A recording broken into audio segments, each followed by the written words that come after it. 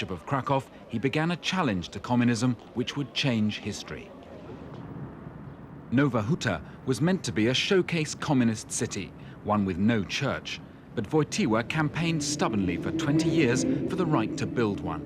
It was like a ship, and it would launch its captain on an unexpected voyage.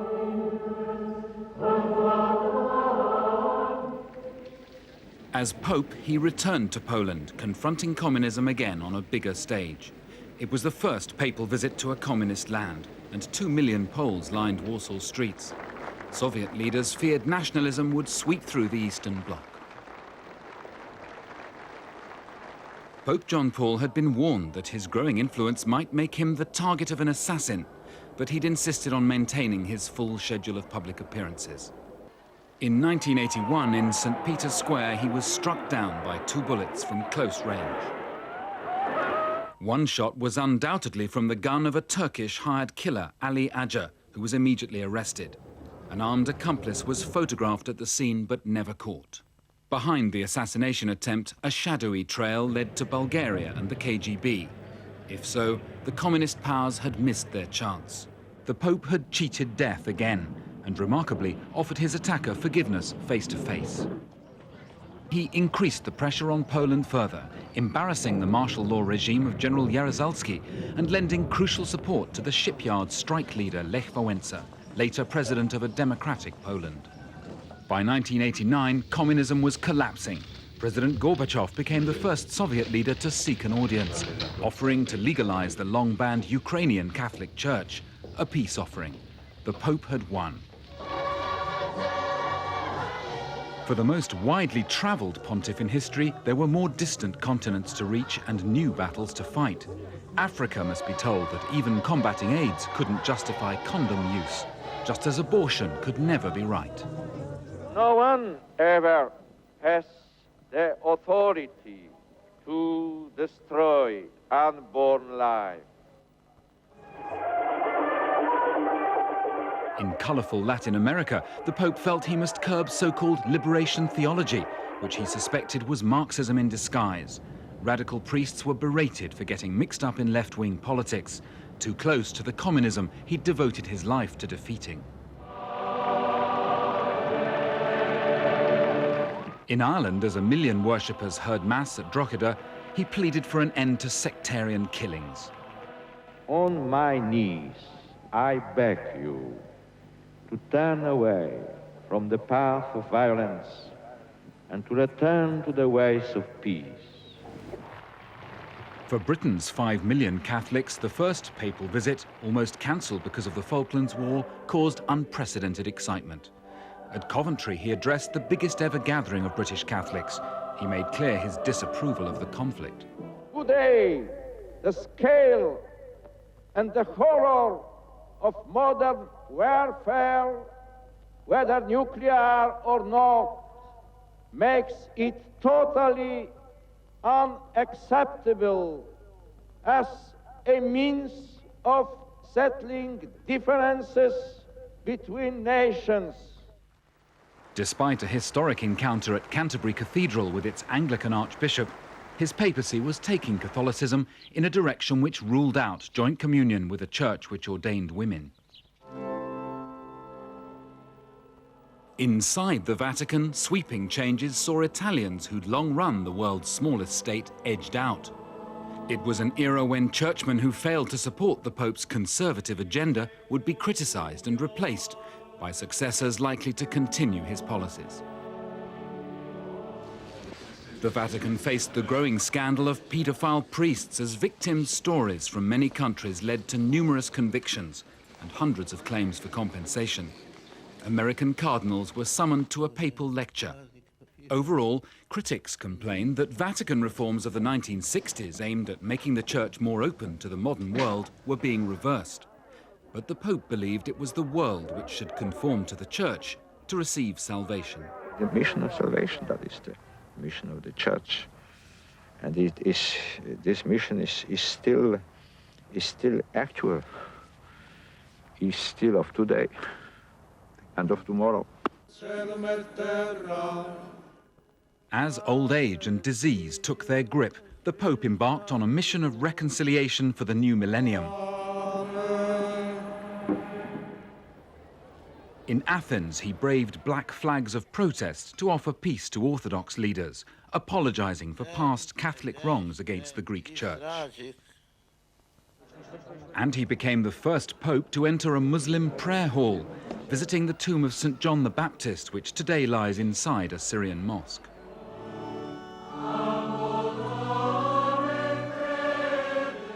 The Pope's legacy includes an army of new saints. He created more than all previous popes combined. Some were controversial, like the founder of Opus Dei, one of several ultra-conservative organizations promoted by the Pope. Many were populist. Mother Teresa of Calcutta reached the first step towards sainthood, beatification, a record 6 years after her death. All provide modern role models for Catholics to pray to. He drew many lines he believed the Church should never cross. But above all, Pope John Paul II gave Catholics back their confidence in who they are and what they stand for.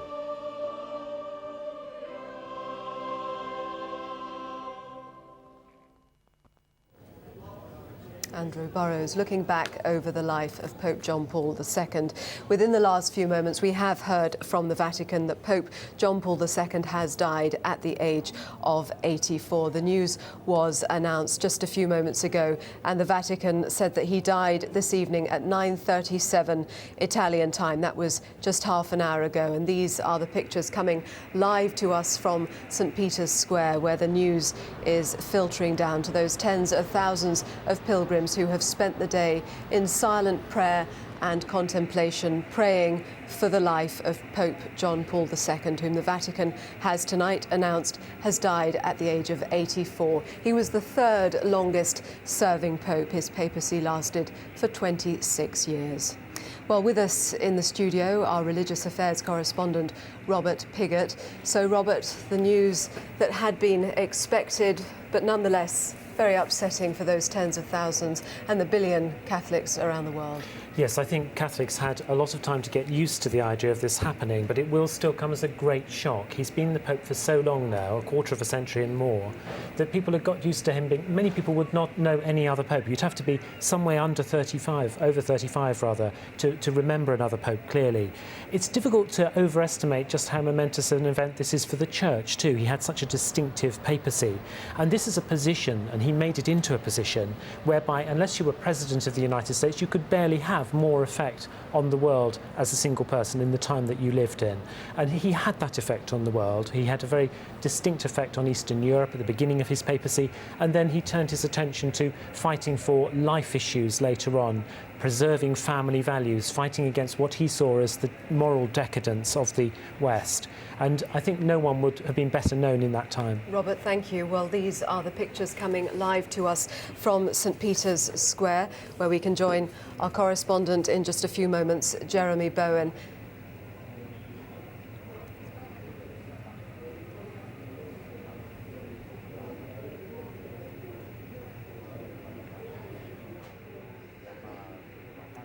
The news was first of all distributed in an email from the Pope's spokesman, Joaquin Navarro-Valls. It said that at 21:37, 37 minutes past 9 local time, we are 1 hour ahead of London here, the Pope died in his private apartments. What's happening now, it went on to say, is that the whole process that follows the death of a Pope has started. There's an official called the Camerlengo.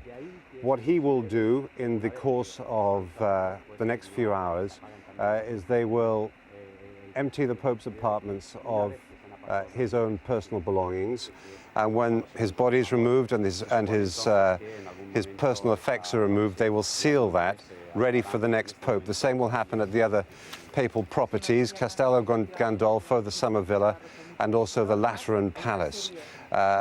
There are other procedures that will happen too.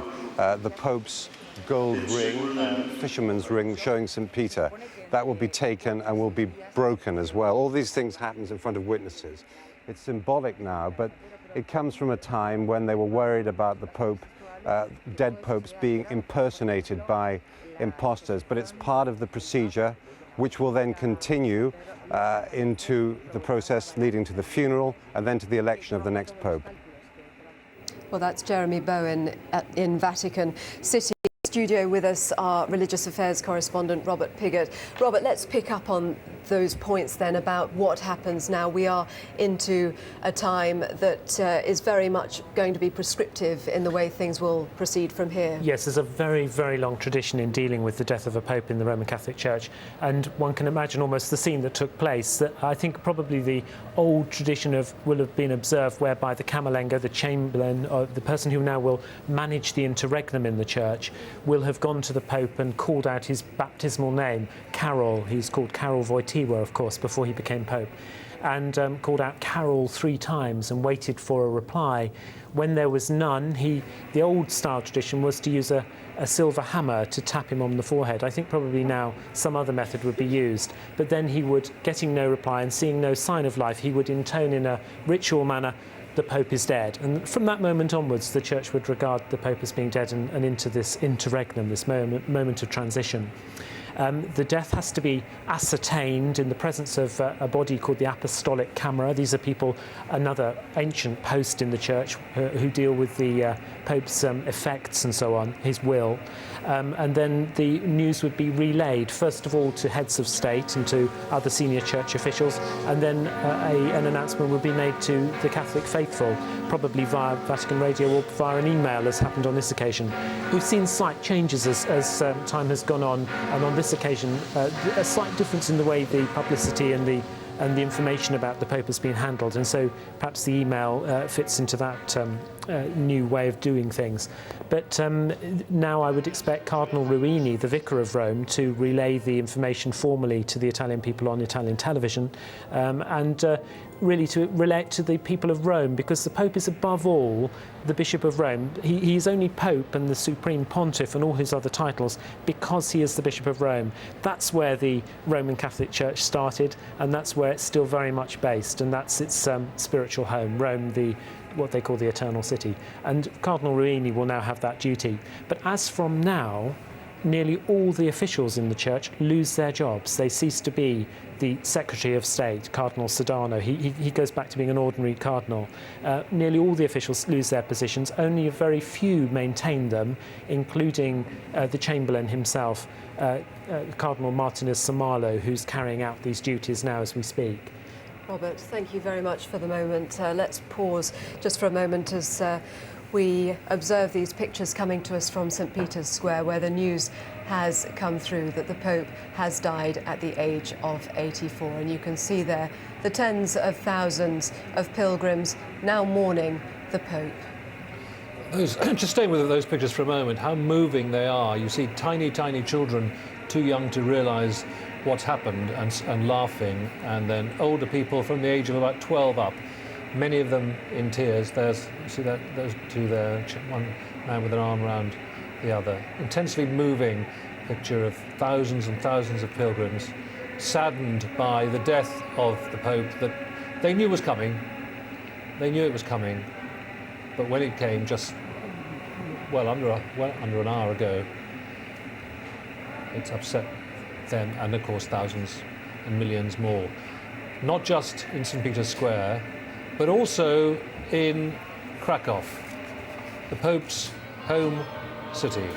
There people have been gathering all day. Poles intensely proud of their Pope, intensely saddened at his loss. They too have been holding vigils in his city, near his old home, for the last 2 days, and the news reached them too within the last few minutes.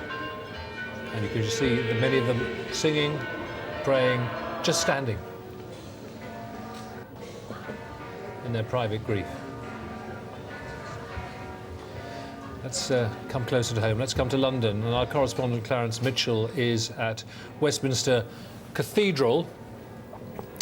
He's at Westminster Cathedral, the focus for Catholics in the capital. He's been there all day and all evening. Clarence, the news will have reached Catholics there tonight. Yes, it is beginning to. Within moments of the news being confirmed by the Vatican in Rome, the great bell here at Westminster Cathedral began ringing out in the very tall tower on the side of the cathedral. That is continuing to ring. We're told it will ring for at least an hour. The toll bringing the news, of course, to the Diocese of Westminster, but of course symbolically to the 5 million or so Catholics across the UK. This cathedral has been a focal point of their prayers for the last 48 hours and now will very much become the focal point of their mourning in the coming hours and the night ahead. The papal flag has also been raised to half-mast on one of the flagpoles just above the entrance to the cathedral here. No wind tonight, it's not flying, but it is up there again to mark the Pope's passing. We are expecting as well that the Archbishop of Westminster, Cardinal Cormac Murphy O'Connor, who has been leading prayers throughout the day at various masses, the regular masses, we're expecting him to emerge from the cathedral at some point in the very near future to issue a statement to give his immediate reaction to the passing of the Holy Father. He will then return to the cathedral to prepare for a Requiem Mass, which will, we are told, be an immensely moving occasion tomorrow morning. That will be broadcast on the BBC, and that again will be very much the focal point of all of the prayers and all of the mourning of Catholics, indeed not just Catholics, but of the wider Christian community, all those who felt a connection with this Pope and who felt that his papacy was of spiritual value to them, even if they didn't share the Pope's faith. We're also told that at some point after the Requiem Mass, Vespers for the Dead will be said before the Cardinal himself, of course, will fly to Rome to take part in the conclave and the process which will eventually lead to the Pope's successor being named. We've been watching people coming into the cathedral behind you and leaving. Is the cathedral likely to stay open for much, if not all of the night? Well, we're waiting to hear that. Yes, the authorities here had this situation last night, of course, with the deterioration in the Pope's health, and they, in the event, closed the cathedral last night for a few hours to give people to get some rest. But now they will probably, I would assume, keep the cathedral open through the night for worshippers to come in, to be at peace and to offer their prayers to God and of course, to the Pope. And to mark his passing by being here at the centre of Catholicism in Britain. We're waiting for that confirmation, but I would assume that the cathedral will stay open into the early hours now, yes. OK, Clarence, thanks very much indeed. Clarence Mitchell at Westminster Cathedral. Well, let's cross back to Vatican City. The pictures coming to us from St. Peter's Square, and our correspondent Katia Adler is there. Katia, the news was expected, but nonetheless very upsetting when it finally came through for the tens of thousands who had gathered there in that square.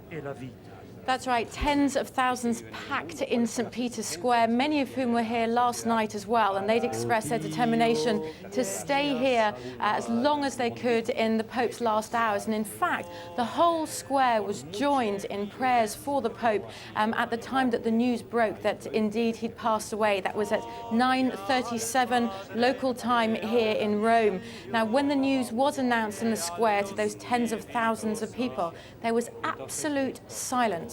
A silence that has characterized the last 48 hours here in Rome at Vatican City, as tens and tens of thousands of people have passed through the square, offering often silent prayer to the Pope. Now, they've come from all over the world, speaking different languages, but united, they say, in prayer for the Pope. So this silence then greeted the news of his death, and that was then broken by a youth choir, one youth who started singing Alleluia, and then thousands of people joined in as well, many of them, of course, in floods of tears.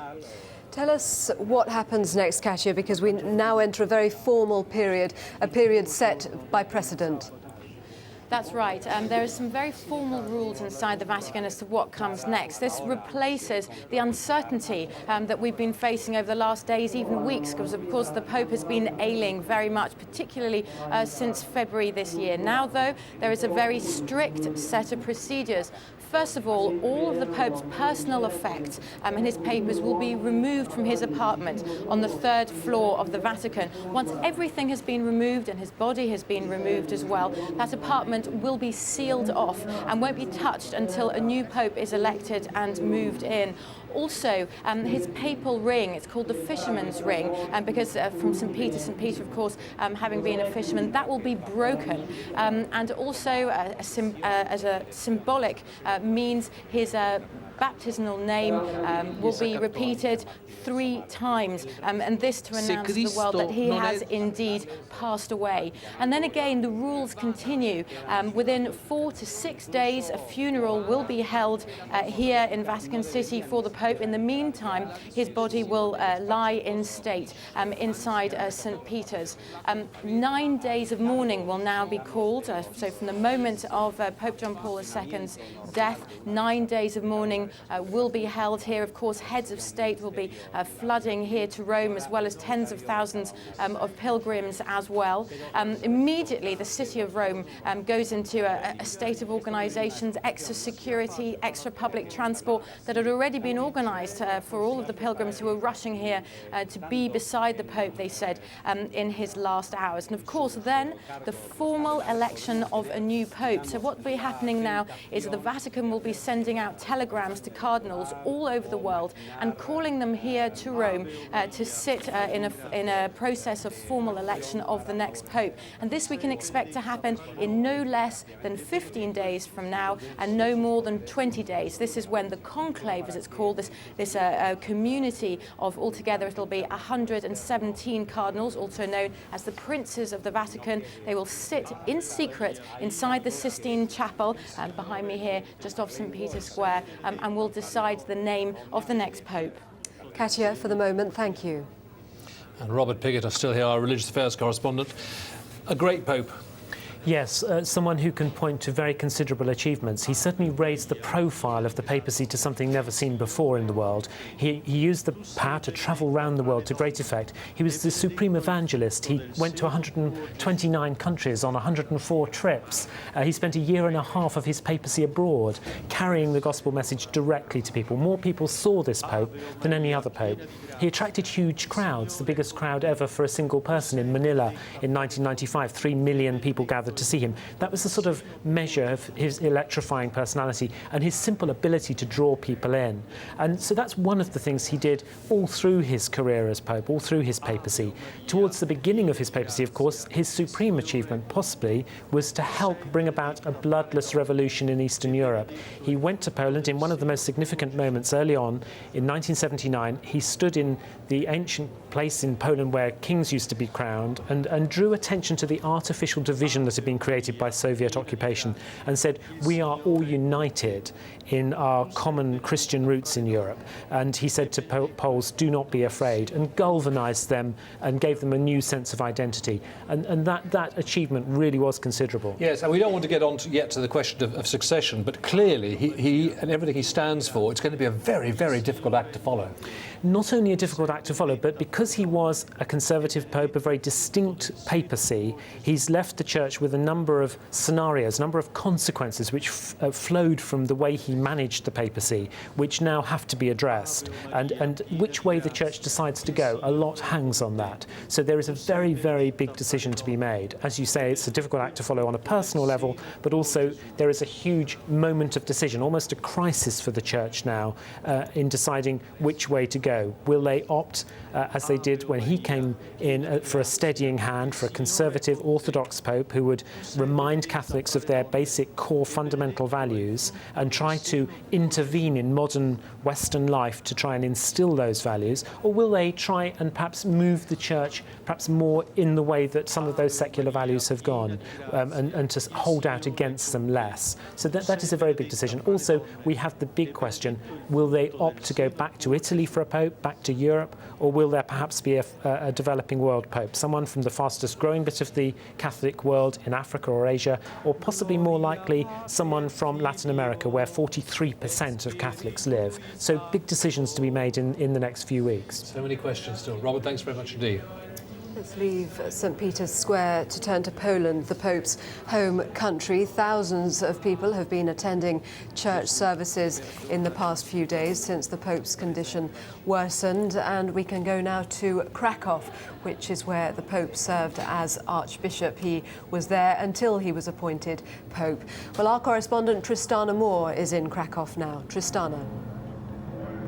Well, as you can probably hear, the bells are tolling across the city as the news was announced here, and thousands of people have come out onto the streets to the church behind me, St. Mary's Church, which has had its doors open all day. There have been special prayers that have been held for the Pope.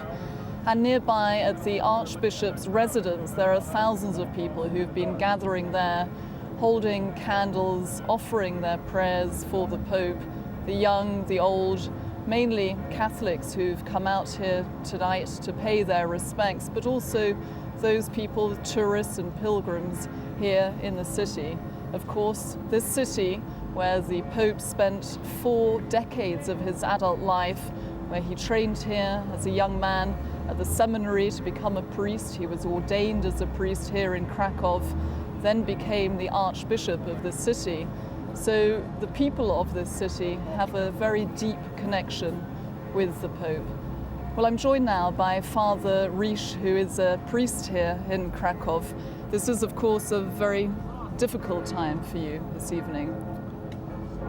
Well, it will be difficult for, I think, for whole church and especially church in Poland.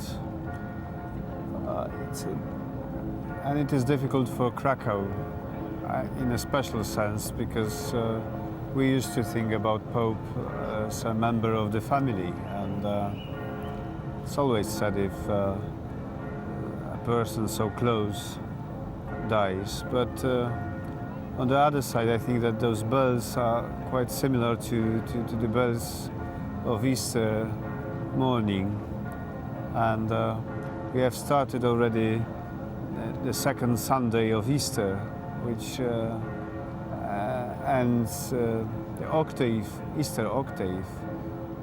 And I think that personally that the most important question and lesson given by Pope was always, what does it mean that Christ died and is risen? So. And Father Risch, you were here 3 years ago when the Pope made his final visit to Krakow. And then, like tonight as well, there were thousands and millions of people who turned out to watch him. Well, it was quite different. I think that a similar moment was before previous visit when he came and he was sick, and Cardinal Sodano was saying the Mass instead of him on Błonia. There's a huge field, and 2 million people came, and Pope was in a bed, laying in Archbishop Palace, and we felt his presence during that Mass, because the faith gives something different, a different experience, a different kind of community, and in that sense nothing happens, because we used to pray for Pope, now we'll try to pray to him, and through him to Christ. And the Pope managed to reach out to many people, not only the old but the young, especially young people here in Poland. Even today talk about the Pope as he was always their Pope, their father. I think young people everywhere, not only in Poland, and he was incredibly gifted, I think, in contact with young people, because he was not only the teacher, he was also a witness of the truth and faith. And to be witness is something very important for young people. It's different to listen to teacher and to somebody who testifies with his life. And he was also always true and truthful in a sense. What he used to say to young people was not easy message. It's quite a difficult message, but and tonight, not easy to be answered. And tonight there will be thousands of people who will be holding a candlelit vigil in the church behind us and at the Archbishop's Just praying, residence. yeah. The prayer is the most important answer now, I think. And many people always speak about the Pope's role in helping to bring about the fall of communism here in Poland. Well, yes and no. Well, I think that what he used to preach was always personal. And a person is a word which was forbidden during the communism in Poland. You know, the communists used to speak about collective and huge crowds, blah, blah, blah, but not person. A person was discovery of Pope, and the person is always a hero of the church. And when John Paul came here to Poland in 1979, this was his Let's first... leave Poland to take you to Cardinal Cormac Murphy O'Connor at Westminster Cathedral. He is making a statement.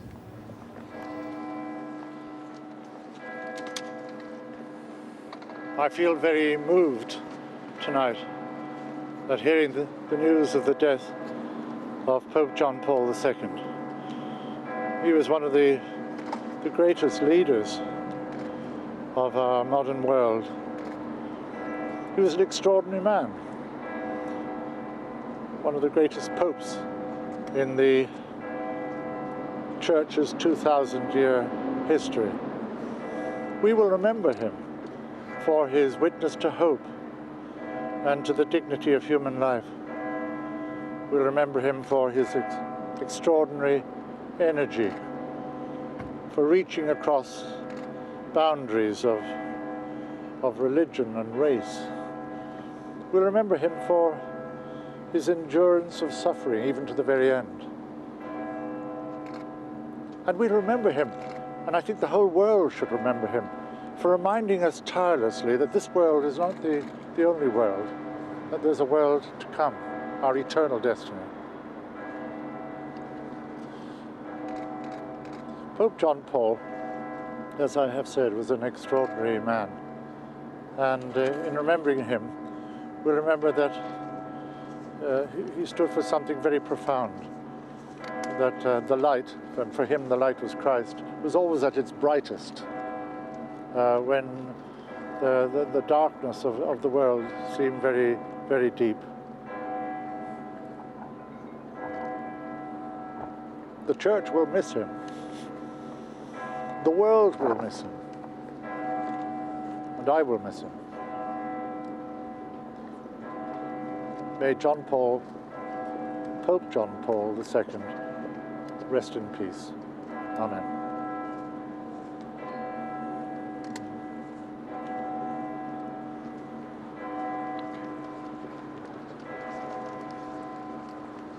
A warm and heartfelt tribute to Pope John Paul II from Cormac Murphy O'Connor, the Archbishop of Westminster, speaking outside Westminster Cathedral, just almost exactly an hour after the death of Pope John Paul. Tributes coming in from other quarters too. Let's go to Westminster and join our political correspondent, Carolyn Quinn. Quinn, the politicians paying their tributes too. Well, indeed, and throughout the day, politicians across the parties have been keeping an eye on events in the Vatican. We've had statements now from Michael Howard, the Conservative leader, and Charles Kennedy for the Liberal Democrats. We're still waiting for words from Downing Street. Apparently there are protocols that need to be observed.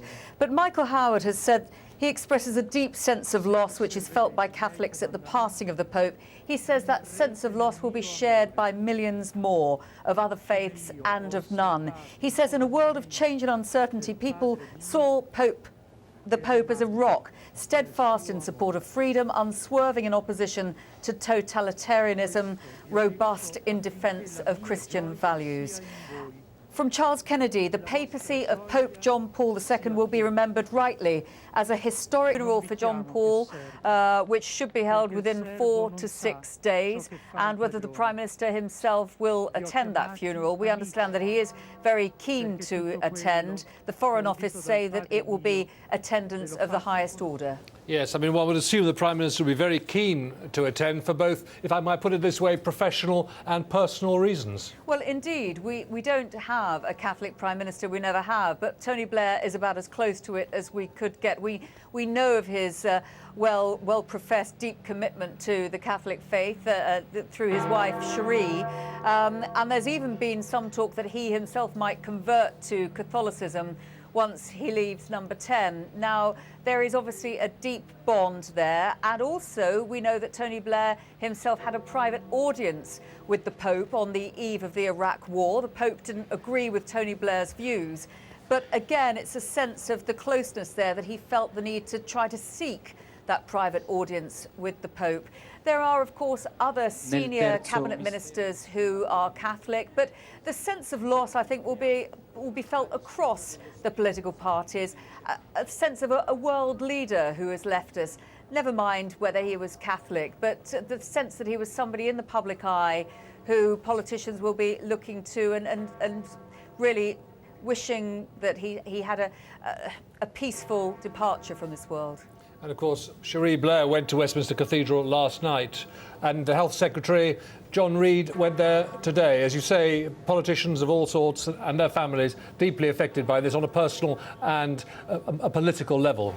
Well, indeed, yes. Personal reflections have been pouring in, and now we've heard from the Prime Minister himself. The world has lost a religious leader who was revered across people of all faiths and none. He was an inspiration, a man of extraordinary faith, dignity and courage. Throughout a hard and often difficult life, he stood for social justice and on the side of the oppressed, whether as a young man facing the Nazi occupation in Poland or later in challenging the communist regime. He never wavered, never flinched in the struggle for what he thought was good and right. The Prime Minister goes on, whatever his own hardship and experience of what was wrong in human nature, he never lost faith in the human spirit and its ultimate capacity to do good.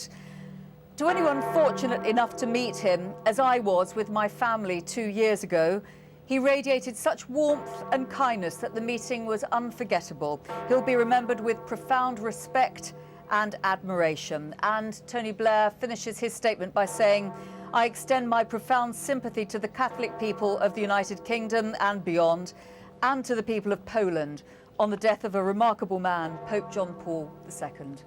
A very full statement and tribute indeed. Carolyn at Westminster, thanks for the moment very much indeed.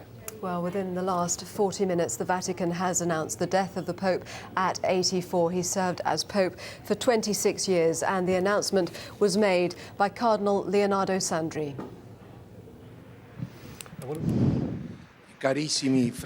Dear brothers and sisters, at 21:37, our much beloved Holy Father John Paul II returned to the home of his father, and we pray for him.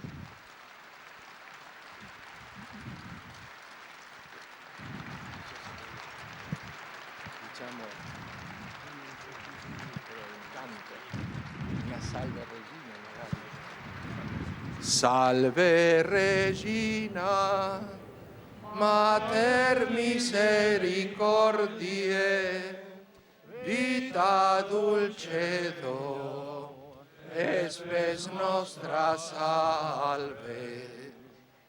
Ad te clamamus, exules filii Eve, ad te suspiramus, gementes et flentes, in ac lacrimarum valle. Eia ergo, advocata nostra, illos tuos misericordes oculos, ad nos converte.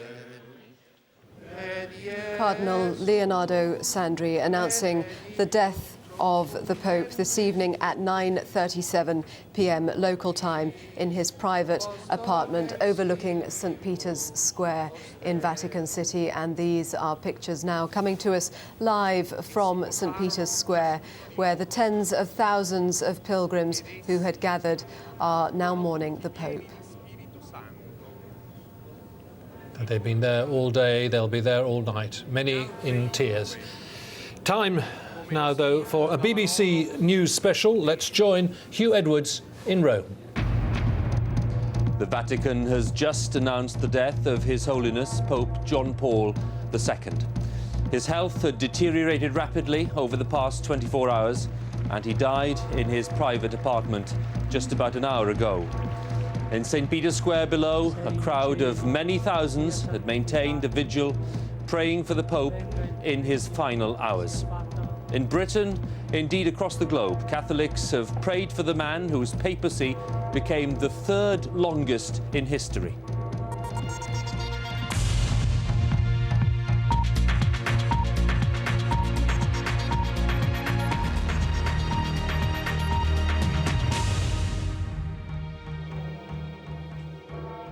Good evening from Rome and from the Vatican. A short time ago, officials announced the death of Pope John Paul II. The great bell of St. Peter's signals the news to the world. The Pope was 84 and his papal reign was the third longest in history. The Pope's condition had worsened considerably in the past 24 hours, with severe heart and kidney problems allied to the effects of Parkinson's disease.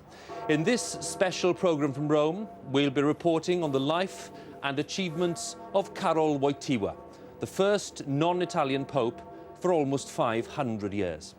His unyielding style of leadership gave security and comfort to many people, but it also proved controversial.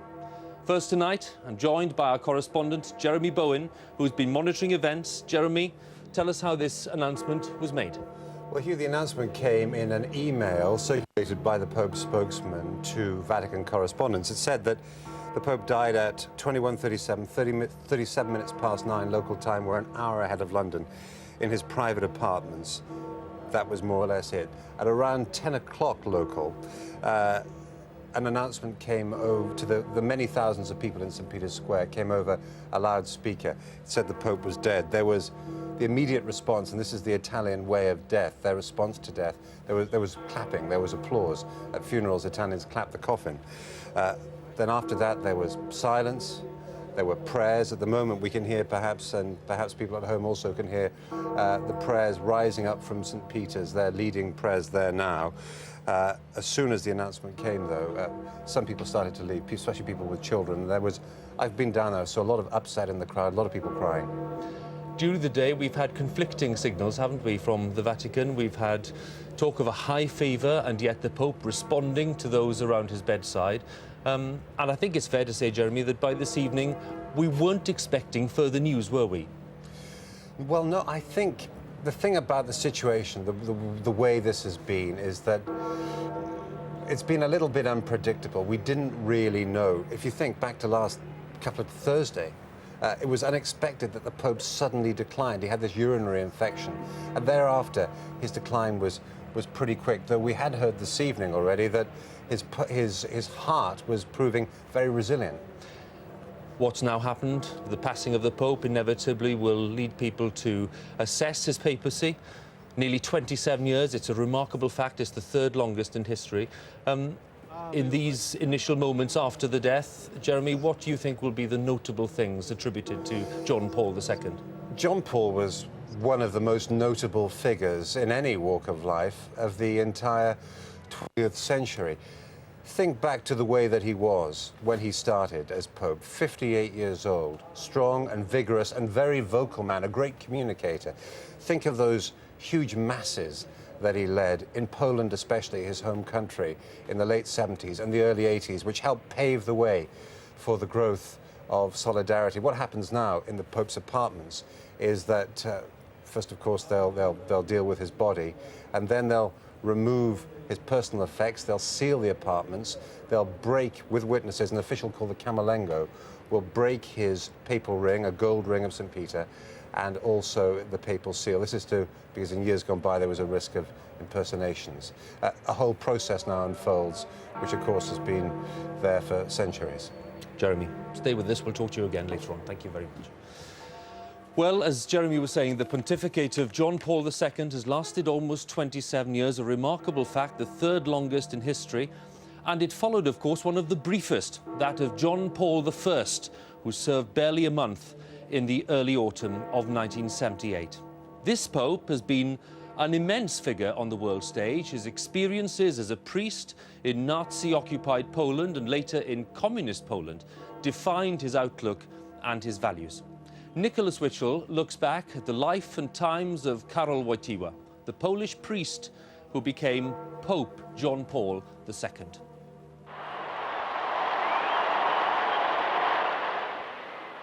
Habemus Papam! October 1978. From a balcony at the Vatican, a new name was thrust onto the world stage. Karol Józef Wojtyła from Poland, the first non-Italian pope for 400 years, and at 58, the youngest for a century. His choice was a break with the past, but in this charismatic but uncompromising cardinal from Krakow, the Catholic Church had elected a pope who was prepared to travel the world and preach the toughest of messages. His mission was clear-cut, to reverse years of liberal drift. So Pope John Paul II said a decisive no to contraception, abortion, divorce, homosexuality, and married and female priests. But alongside that was a passionate yes to human rights and justice for the poor. The poor people and poor nations will judge those people who take these goods away from them, amassing to themselves the imperialistic monopoly of economic and political supremacy at the expense of others. Karol Wojtyła's early life had been hard. He grew up in the southern Polish village of Wadowice. The son of an army sergeant, his mother and brother died before he was 14. His upbringing was strict and devout. Then, before he was 20, war broke out. In 1939, German tanks crushed Poland's defences and the country was subjected to brutal occupation. Wojtyła was a student at Krakow University. Many of his friends were sent to concentration camps. He was hoping to become an actor and helped launch Poland's clandestine National Theatre. But two narrow escapes in road accidents strengthened his religious beliefs. Wojtyła was ordained amidst the ruins of post-war Poland as Soviet troops replaced German and Stalin sought to suppress religion. This is where Karol Wojtyła's model of Catholicism was forged. Confronted by a communist regime, it was the Catholic Church which kept alive the Polish national spirit, and it did so by holding fast to the traditional Catholic certainties. It was an experience he was never to forget. In 1958, the young priest with the towering intellect and popular touch had become Bishop of Krakow. He began a challenge to communism which would change history. Nowa Huta was meant to be a showcase communist city, a city without a church. But Wojtyła campaigned for 20 years for the right to build one. It was shaped like a ship, and it was to launch its captain on an unexpected voyage. In June 1979, 8 months after his election as Pope, he returned to his beloved Poland. It was the first time a Pope had visited a communist country, and 2 million Poles lined the streets of Warsaw to greet him. Pope John Paul had been warned that his growing influence might make him the target of an assassination attempt. In 1981, in St. Peter's Square, he was struck down by 2 bullets fired from close range. One shot was undoubtedly from the gun of a Turkish hired killer, Ali Agca, who was immediately arrested. An armed accomplice was photographed at the scene but never caught. The Pope had cheated death and remarkably offered his attacker forgiveness face to face. Back in Poland, he increased the pressure on the regime of General Jaruzelski and gave vital support to the shipyard strike leader Lech Wałęsa, later to become president of a democratic Poland. By 1989, communism was collapsing. President Gorbachev became the first Soviet leader to seek an audience with the Pope. In the struggle against communism, John Paul had won.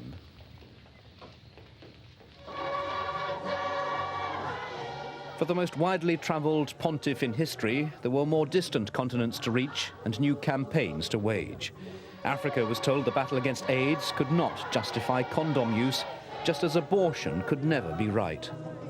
No one ever has the authority to destroy unborn life. In Latin America, radical priests were berated for getting mixed up in left-wing politics, too close to the communism he'd devoted his life to defeating. In Ireland, as 1 million worshippers heard Mass at Drogheda, he pleaded for an end to paramilitary killings. On my knees, I beg you to turn away from the path of violence and to return to the ways of peace. A few years later, in 1982, he became the first pope to visit Great Britain. The trip coincided with the Falklands conflict. At Coventry, he addressed the biggest ever gathering of British Catholics and made clear his disapproval of the war.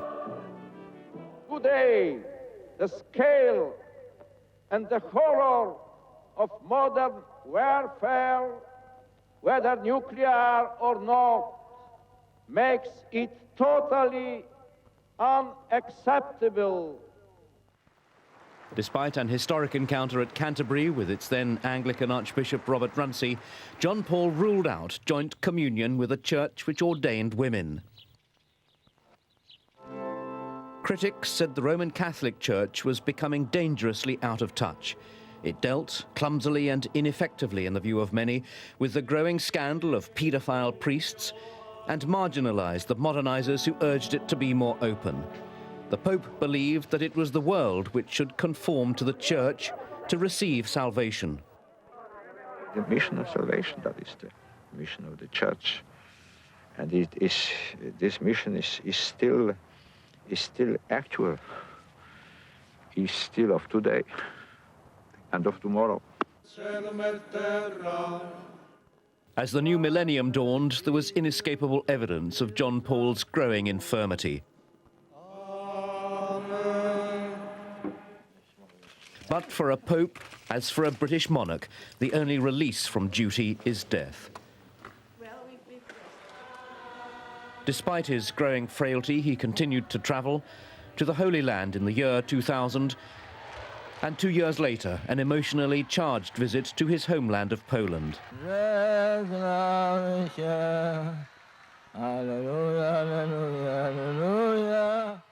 He'll be remembered as one of the most powerful popes of recent times, autocratic and charismatic, a natural leader whose warmth inspired millions in every continent. Yet a man so committed to the old Catholic certainties that he could dismiss other churches as defective and disregard the pain caused by his hardline policies. For all that, for more than a quarter of a century, he was one of the world's most revered figures. Karol Wojtyła, the Polish Pope John Paul II, mourned tonight by 1 billion Roman Catholics and by many others. Nicholas Witchell on the life and times of Pope John Paul II. Well, away from Rome and the Vatican, in the Pope's native country, Poland, thousands of people have continued to say their prayers at churches across the country today for the man who became the first non-Italian pontiff for over 450 years. Crowds have gathered in Krakow, where Father Wojtyła became Archbishop. From there, Alan Little reports. In the Pope's hometown, a sombre acceptance has settled. Outside the house that was once his home, people come in quiet assembly and pray. It goes on all day and all night. I can say that I love him. He showed me the way on which I should go, where I should go, whom I should be. He is our father. He is the most important person, not only for Poles. This grim Krakow suburb was built as a steel town. The state was atheist, so built no church here. The Pope, then Archbishop Wojtyła, led the people in defiant open-air masses until the state gave in. This church is the result. We used to pray here every Sunday in mud and rain because we didn't have permission to build a church. The Pope was bishop then, and he used to come and celebrate Mass here. It is remembered now as an early victory in what would become the defeat of Polish communism.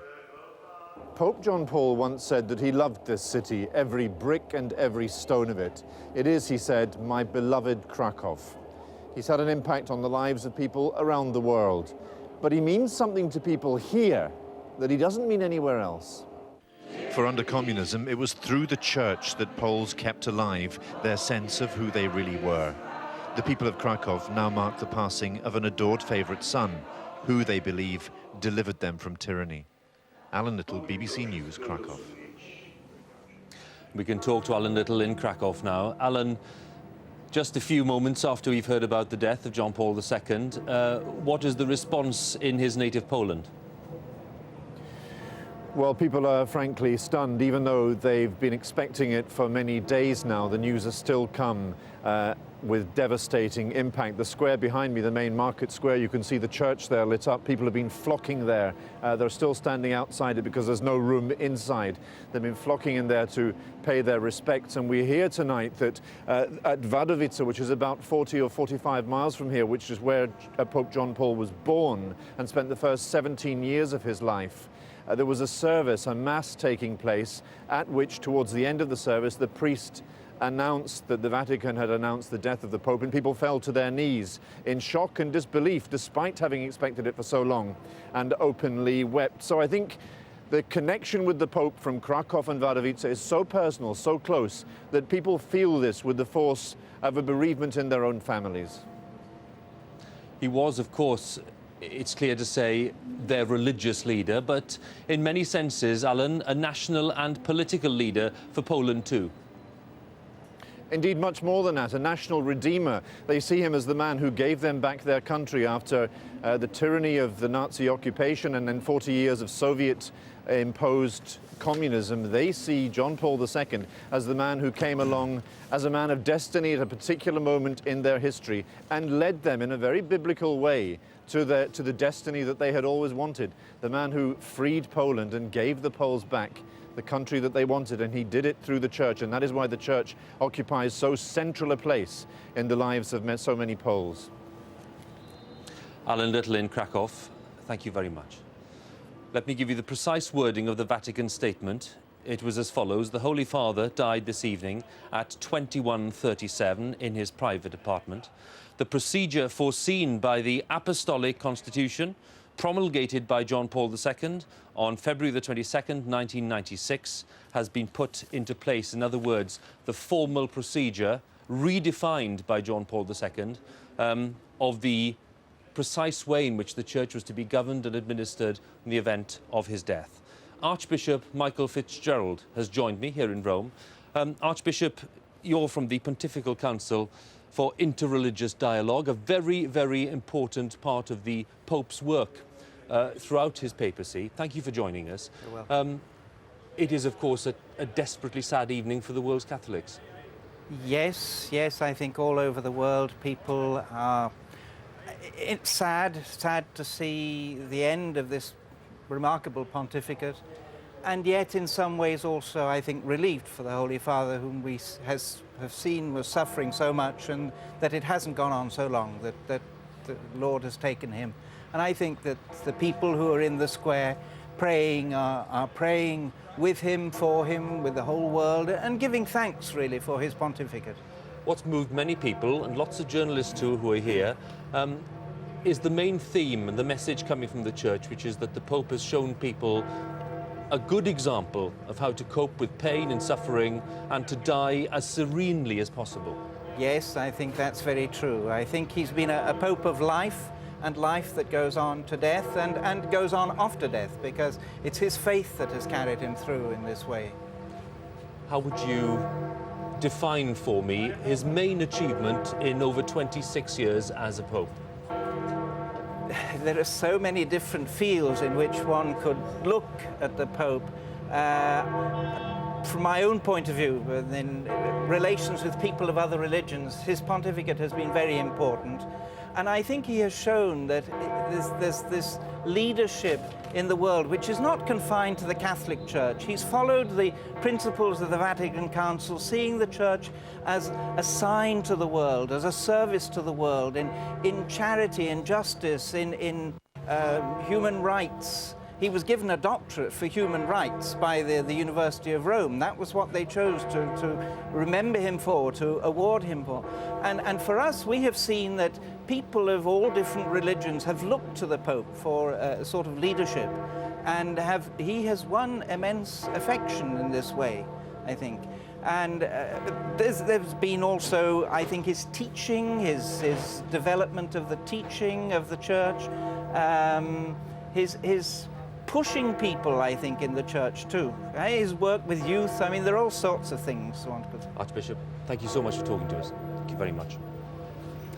If you've just joined us, the news from Rome in the past hour is that Pope John Paul II, the third longest-serving pope in history, has passed away this evening. Daniel Bircher now reports on the evening's events. We remain silent. We think of the Holy Father. Ancora Still, lo accompagniamo we accompany him e lo affidiamo alla Madre del and we Signore. entrust him to the Mother of our Lord.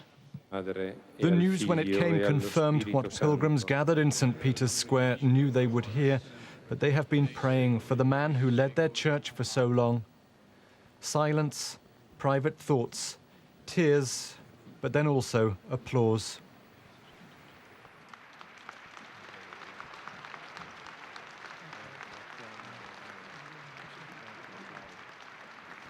Appreciation shown for a pope that has inspired, that has guided the thinking of the Church for more than 2.5 decades, and even to the end maintained a determination to discharge his duties to the Catholic community of 1 billion souls. A brief statement from the Holy See announced that the Pope had died at his private apartment just after 9:30 local time. The lights there still burning tonight. The statement added that all the procedures foreseen by the Apostolic Constitution had been set in motion. After days of medical bulletins charting the decline of the Pope's health, it is now time for those who had gathered to support the Pontiff in his final moments to consider the future of a church without him. Nowhere will that loss be felt more keenly than in his native Poland. He was Archbishop of Krakow before being appointed Pope, the first non-Italian in that position for more than 4 centuries. A source of national pride and inspiration beyond the Catholic Church that mourns him tonight. Daniel Bircher, BBC News. Well, it is 90 minutes or so since Pope John Paul died in his apartments at the Vatican. The reaction, of course, has been coming in, not least from church leaders and political leaders. Let's talk to Carolyn Quinn, our political correspondent at Westminster. Carolyn, what's the reaction there so far this evening? Well, I'm sure privately Tony Blair and his wife Cherie, herself a committed Catholic, will want to privately show solidarity with Catholics across the world this evening. Officially, the Prime Minister has described Pope John Paul as an inspiration, a man of extraordinary dignity, faith and courage. He said throughout a hard and often difficult life, Pope John Paul stood for social justice and on the side of the oppressed. And remembering a personal audience that he and his family received with Pope John Paul on the eve of the Iraq War, Tony Blair says he showed such warmth and kindness. The meeting was unforgettable. He'll be remembered with profound respect and admiration. Words too from Michael Howard, the Conservative leader. He talks of a deep sense of loss felt by Catholics, which will be shared by millions across the world. In a world of change and uncertainty, Mr. Howard says, people saw him as a rock. And from Charles Kennedy, himself a Catholic, he says the papacy of Pope John Paul will be remembered as an historic turning point in European and world affairs. Carolyn, this event, the death of a pope, the process of choosing a new pope, it's an event of immense global significance. It coincides in Britain, of course, with plans for a general election in the next few weeks. Do you think that what's happening here in Rome will affect in any way the plans that the Prime Minister may have? The timing, I think, now is still set for Monday. Of course, the tone of any announcement by Tony Blair may well be affected by today's events. We still, though, expect him to go to the Queen on Monday, possibly in the morning, and call for Parliament to be dissolved.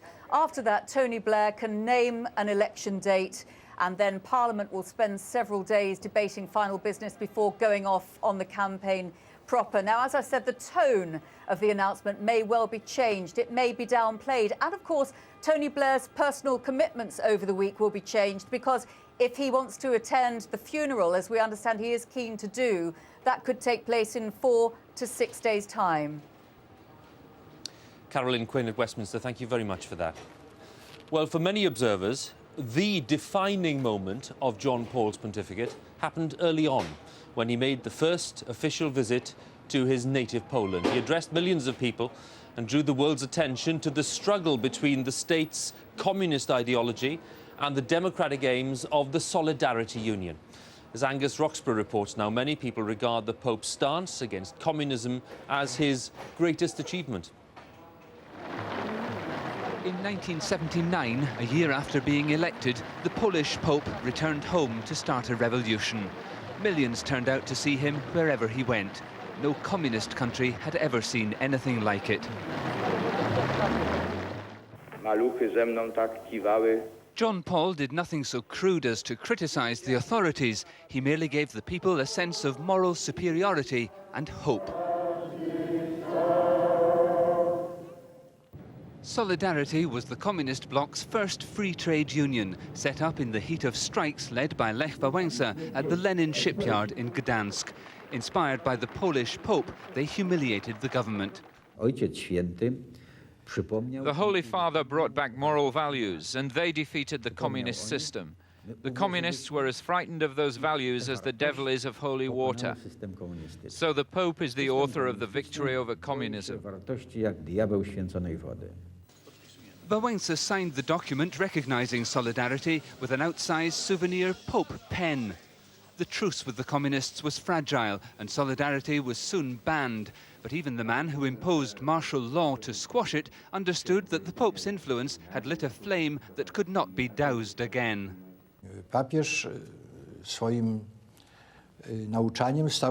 Of course, the social and economic conditions were ripe for a protest, but the Pope and his teachings served as a detonator who liberated the spirit of society and gave it strength. In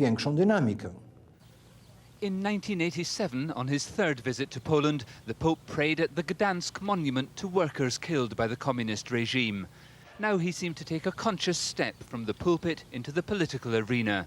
Celebrating Mass before a crowd of 750,000, he told them there is no struggle more effective than solidarity.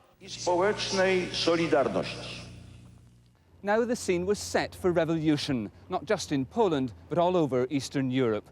The sense of inner freedom inspired by the Pope here was spreading throughout the communist bloc, and with a new Soviet leader, Mikhail Gorbachev, simultaneously loosening the chains, it was only a matter of time before the people would break free.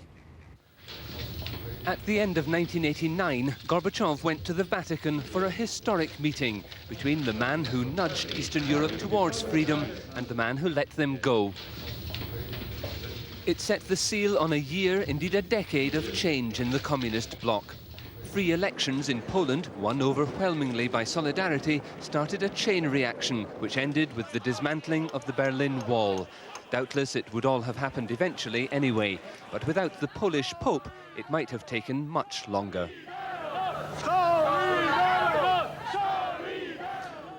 Well, I'm joined here in Rome tonight by the eminent papal historian, Professor Eamon Duffy. Professor Duffy, thank you for joining us.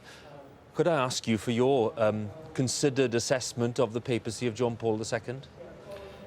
I think in terms of the Catholic Church, it was a papacy that, against all expectation, re-centred Catholicism on the person and office of the Pope. He came to the papacy after a period of revolutionary upheaval in the Church, and his predecessor but one, Paul VI, had been a sick man for some years and a demoralized man who had not recovered from the hostility to his teaching on birth control.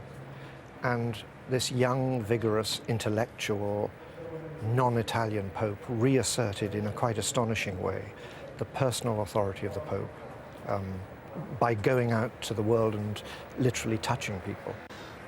Is the Church eventually going to be looking for a successor in the same mould? I think they'd have to look pretty hard to find somebody with his sort of life experience, an intellectual who's also an artist, and who's lived through some of the most extraordinary experiences of the 20th century, a pope for an age of the dictators, a man who'd defied Nazism, defied Stalinism. So that I think if the cardinals are sensible, they won't try to replicate his personality or his style of papacy. I think we have to be honest and say that there have been criticisms of the style of Pope John Paul II. This isn't meant in a disrespectful way at all, it's just a statement of fact. How do you assess the pros and cons of his papacy in that sense? Well, I think it's too early to have a mature assessment of the papacy.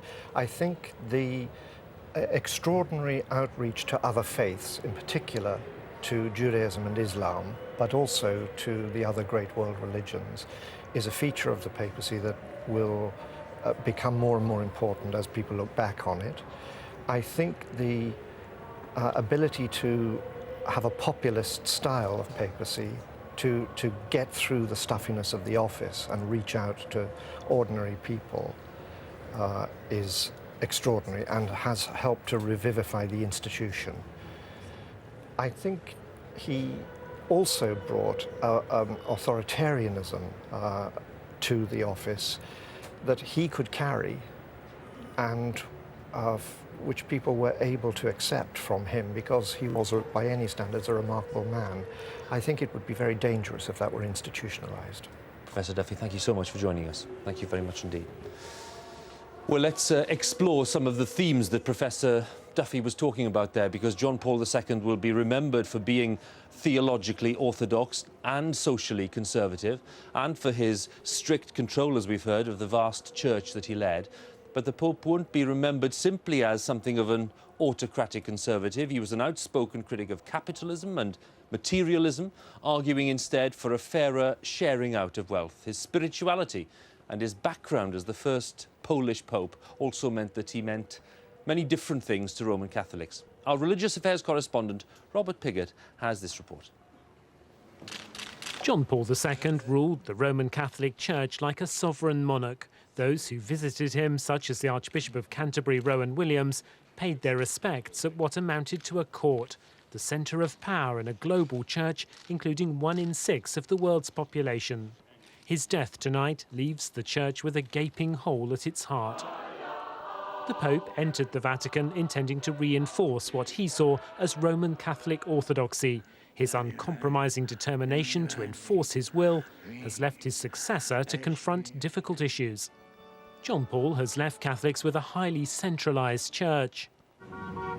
The effects of concentrating Catholic power in Rome had their most devastating effect in America.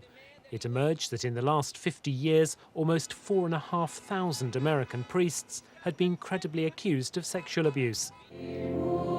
American bishops who'd been undermined by years of rule from Rome had lost the initiative to tackle the problem. They tried to cover it up instead. The result has been disastrous damage to the church's reputation and compensation likely to exceed $1 billion.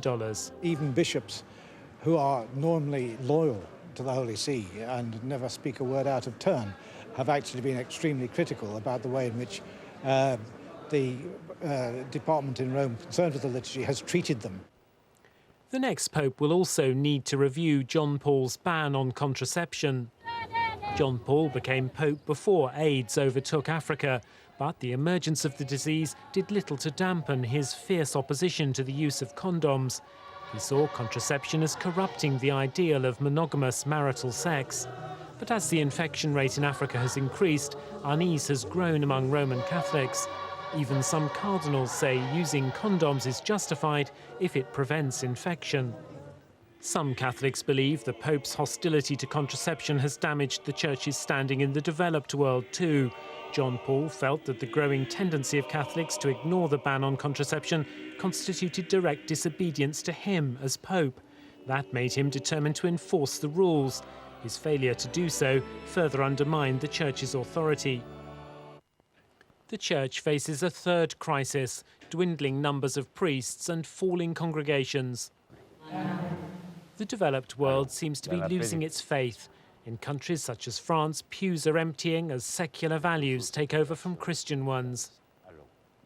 Few men are being ordained, and the average age of priests is growing. Half of French priests are expected to die in the next decade. To change this downward trend is going to be an enormous challenge for anybody being elected to succeed John Paul II. I think, in fact, this will be one of the main considerations when the cardinals meet in conclave, how they're going to want to choose someone who might have the vision to change this downward trend in Western Europe. An abiding memory of John Paul II will be his declining years. In Slovakia in 2003, he was occasionally lost for words. His fading health and reported lapses of memory led to doubts about his ability to manage the world's largest church. Questions were raised about who else might be running the Vatican. In recent months, with John Paul determined to stay in office, anxiety about his fitness increased. As medical science made it possible to extend life, what should be done about a mentally incapacitated Pope? That spectre, apparently avoided this time, is an issue the Church can no longer ignore. John Paul inspired tens of millions with his humanity. Even his public death has been a witness to the Christian faith for which he stood. His conservatism came from a desire to create the conditions where life could flourish and death could not. This most remarkable of men left the post of Pope as the world's supreme moral voice. He's left his successor with an enormous weight of responsibility. Robert Piggott, BBC News. Some more reaction coming in tonight to the news that Pope John Paul II has died. Buckingham Palace has just issued a statement saying that the Queen expressed her deep sorrow at the news of the death of Pope John Paul. The White House has given us a similar expression of sorrow on behalf of President Bush, and this is what the President and the First Lady had to say in the past few minutes. Laura and I join people across the earth in mourning the passing of Pope John Paul II. The Catholic Church has lost its shepherd. The world has lost a champion of human freedom, and a good and faithful servant of God has been called home. Pope John Paul II left the throne of St. Peter in the same way he ascended to it, as a witness to the dignity of human life.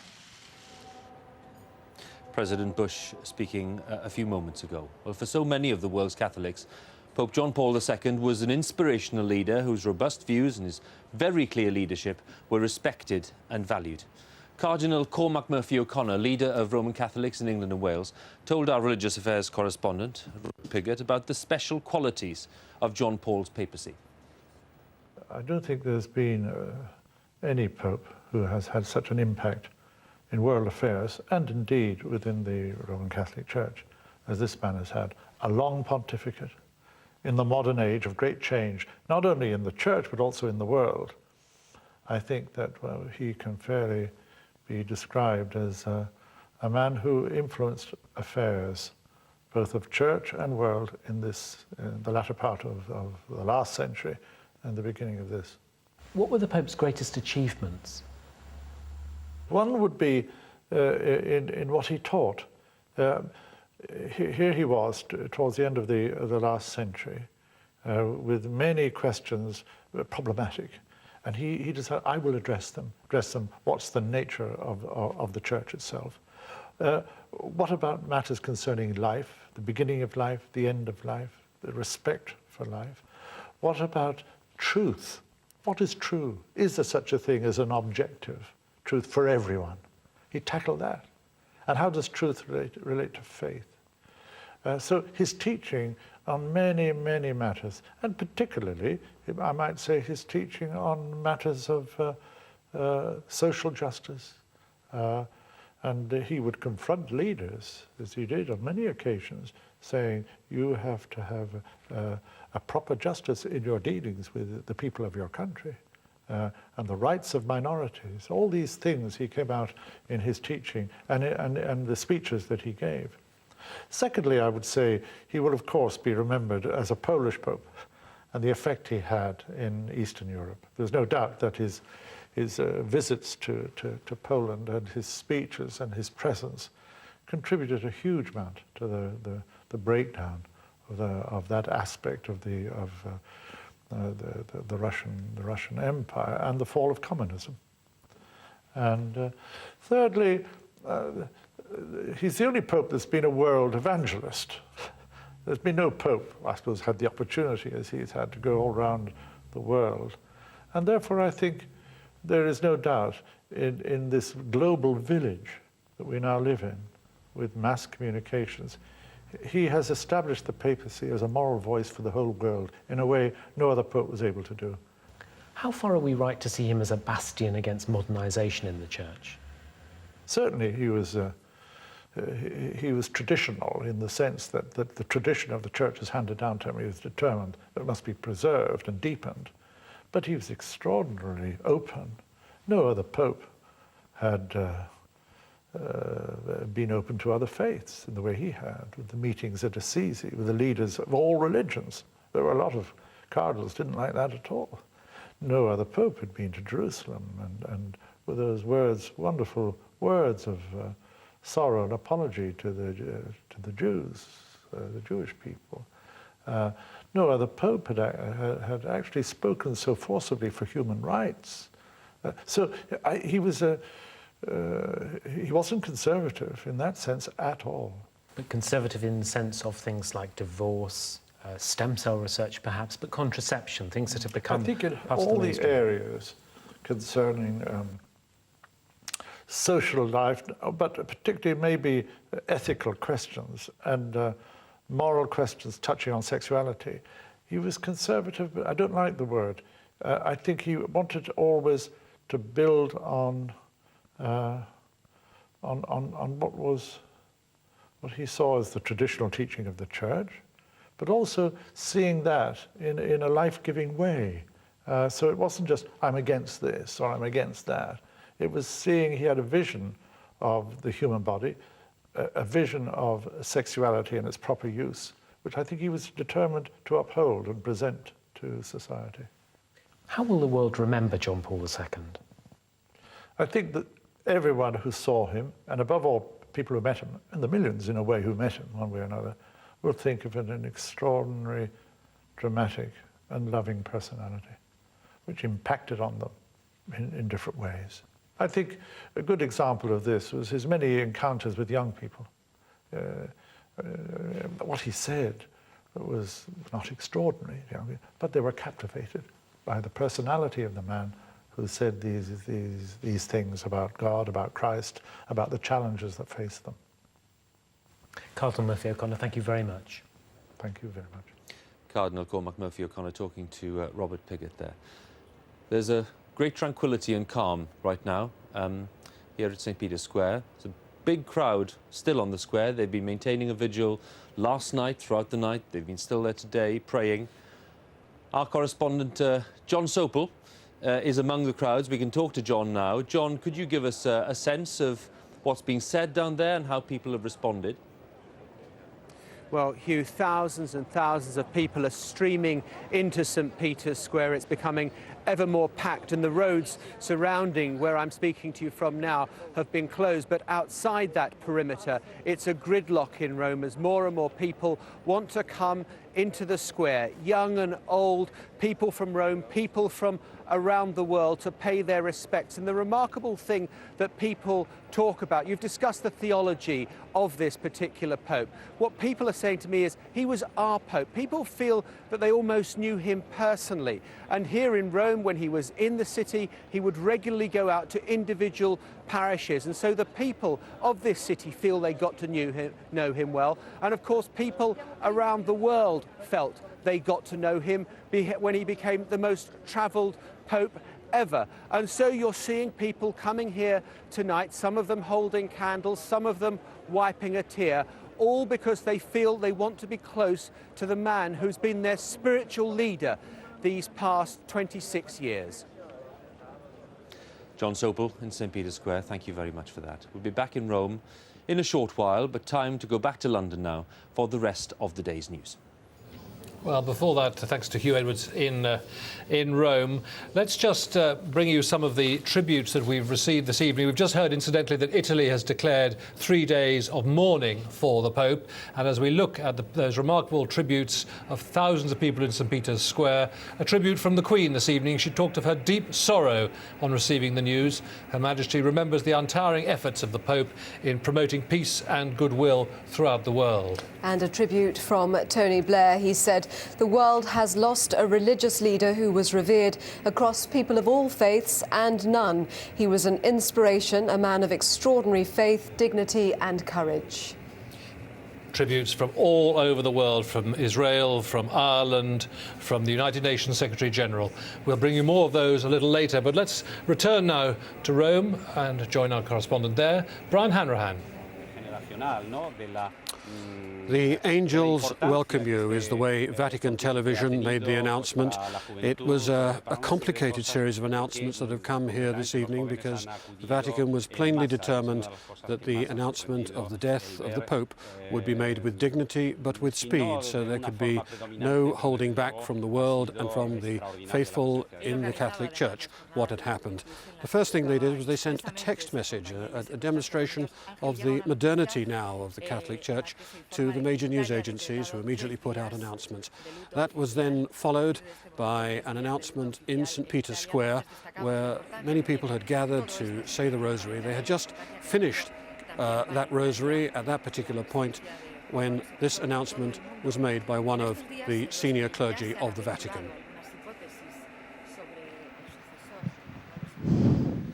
Dear brothers and sisters, at 21:37, our much beloved Holy Father John Paul II returned to the home of his father, and we pray for him.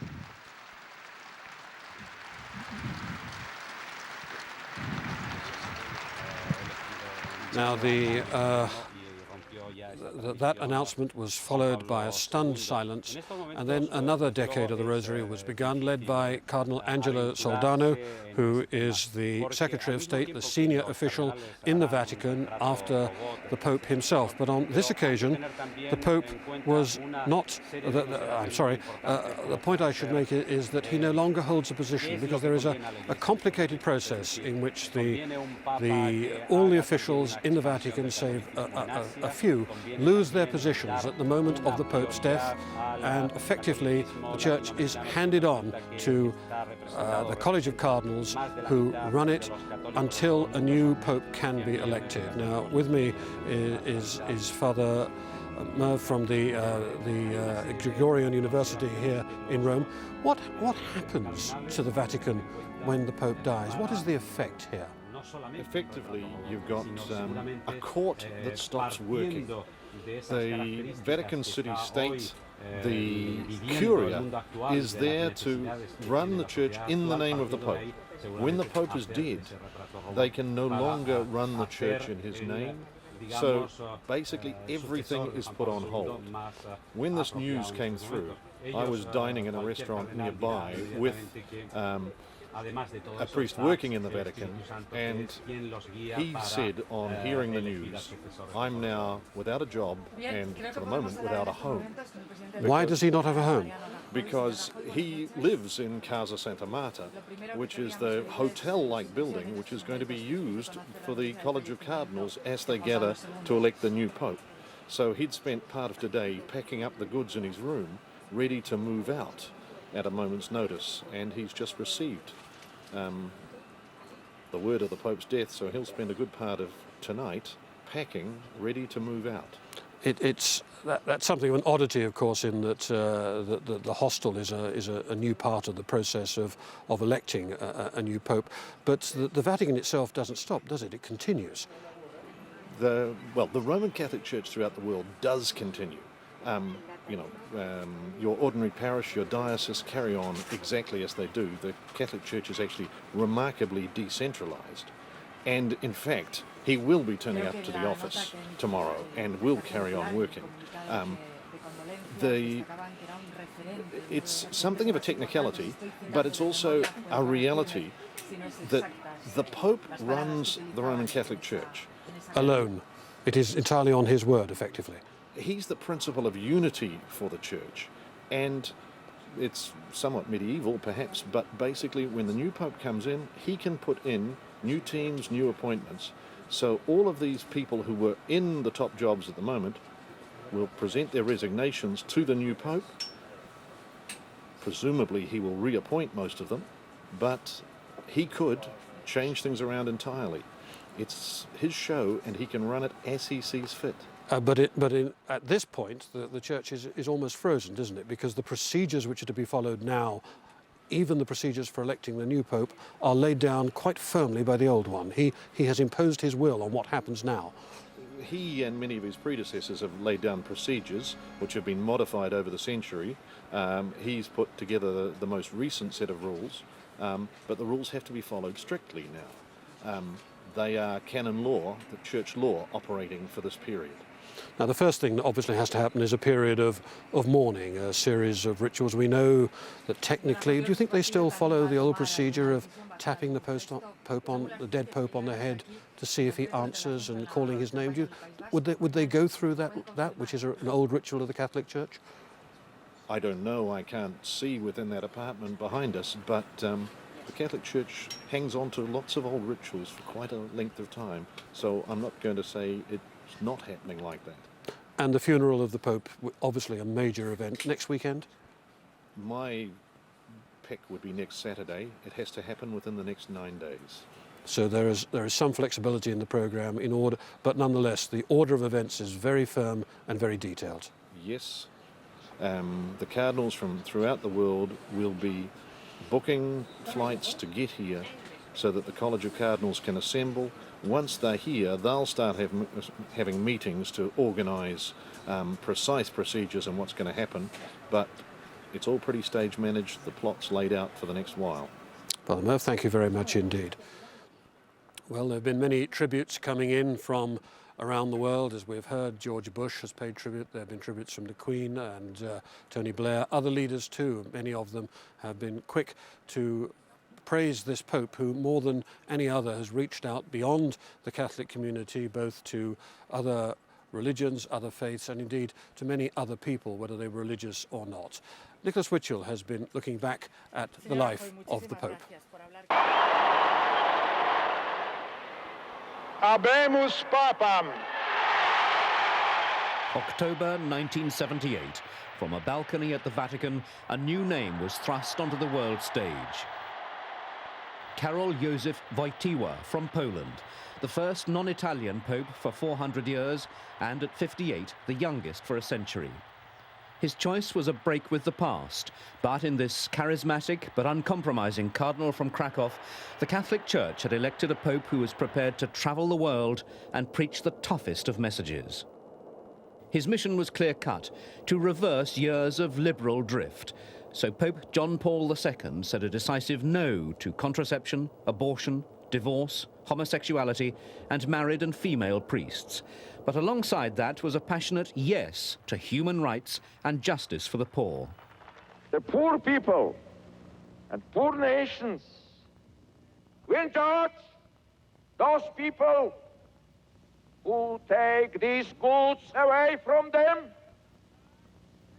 amassing to themselves the imperialistic monopoly of economic and political supremacy at the expense of others. Karol Wojtyła's early life had been hard. He grew up in the southern Polish village of Wadowice. The son of an army sergeant, his mother and brother died before he was 14. His upbringing was strict and devout. Then, before he was 20, war broke out. In 1939, German tanks crushed Poland's defences and the country was subjected to brutal occupation. Wojtyła was a student at Krakow University. Many of his friends were sent to concentration camps. He was hoping to become an actor and helped launch Poland's clandestine National Theatre. But 2 narrow escapes in road accidents strengthened his religious beliefs. Wojtyła was ordained amidst the ruins of post-war Poland as Soviet troops replaced German and Stalin sought to suppress religion. This is where Karol Wojtyła's model of Catholicism was forged. Confronted by a communist regime, it was the Catholic Church which kept alive the Polish national spirit, and it did so by holding fast to the traditional Catholic certainties. It was an experience he was never to forget. In 1958, the young priest with the towering intellect and popular touch had become Bishop of Krakow. He began a challenge to communism which would change history. Nowa Huta was meant to be a showcase communist city, a city without a church. But Wojtyła campaigned for 20 years for the right to build one. It was shaped like a ship, and it was to launch its captain on an unexpected voyage. In June 1979, 8 months after his election as Pope, he returned to his beloved Poland. It was the first time a Pope had visited a communist country, and 2 million Poles lined the streets of Warsaw to greet him. Pope John Paul had been warned that his growing influence might make him the target of an assassination attempt. In 1981, in St. Peter's Square, he was struck down by 2 bullets fired from close range. One shot was undoubtedly from the gun of a Turkish hired killer, Ali Agca, who was immediately arrested. An armed accomplice was photographed at the scene but never caught. The Pope had cheated death and remarkably offered his attacker forgiveness face to face. Back in Poland, he increased the pressure on the regime of General Jaruzelski and gave vital support to the shipyard strike leader Lech Wałęsa, later to become president of a democratic Poland. By 1989, communism was collapsing. President Gorbachev became the first Soviet leader to seek an audience with the Pope. In the struggle against communism, John Paul had won.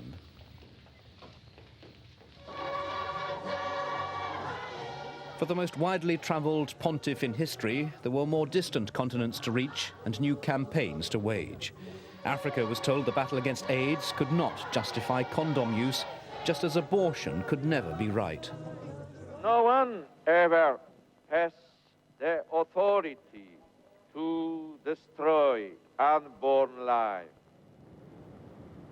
In Latin America, radical priests were berated for getting mixed up in left-wing politics, too close to the communism he'd devoted his life to defeating.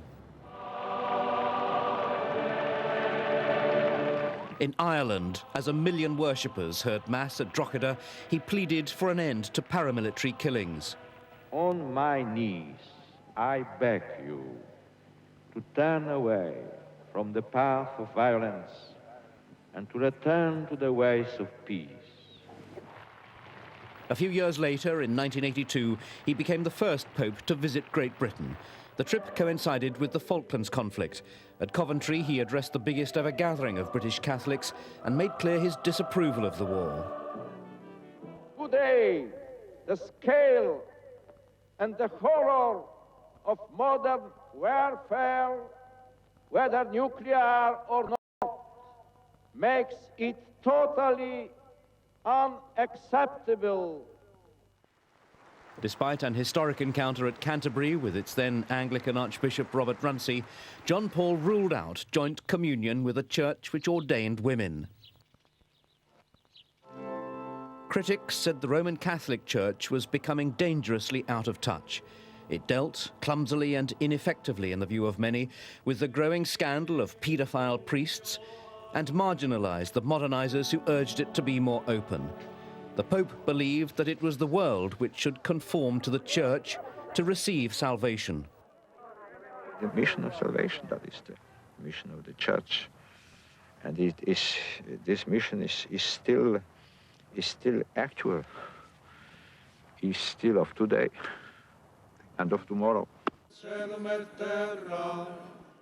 As the new millennium dawned, there was inescapable evidence of John Paul's growing infirmity.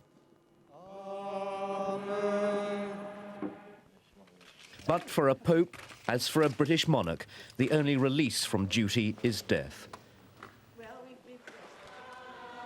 Despite his growing frailty, he continued to travel to the Holy Land in the year 2000, and 2 years later, an emotionally charged visit to his homeland of Poland.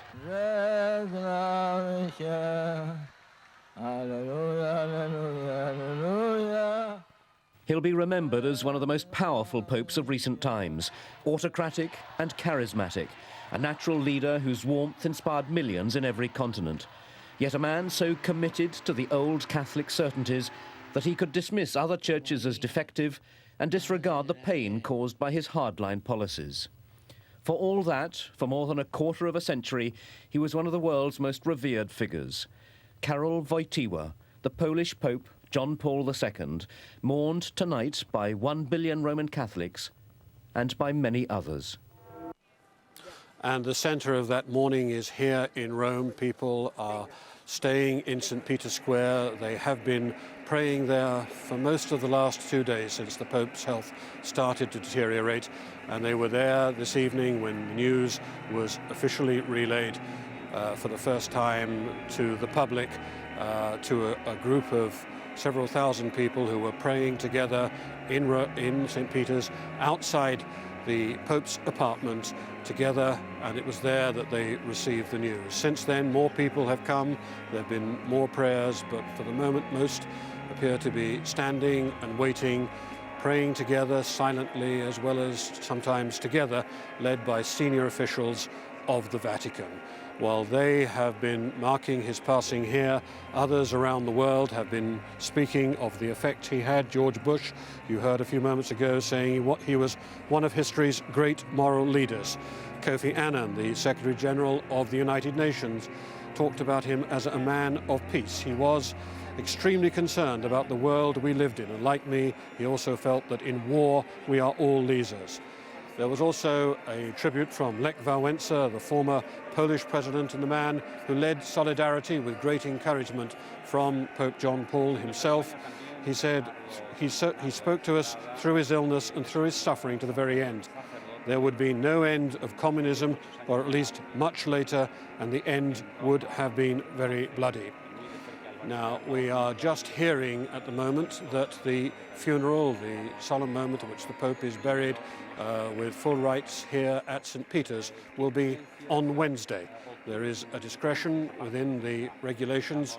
Normally, we would expect it to be a little longer than that, but in this modern world, the people who need to be here can get here. The preparations have been made. Indeed, today they were starting to dismantle some of the great canopies outside St. Peter's, which would have had to be taken away for the funeral. They'd started to bring those down in preparation for a funeral. So we are now told that that funeral will be on Wednesday here on the steps of St. Peter's, with the Pope almost certainly, we haven't heard this for certain yet, but almost certainly buried alongside other popes inside St. Peter's in the crypt below the high altar. Let's go now to Poland. I was talking a moment ago about the tribute paid by Lech Wałęsa, the former Polish leader.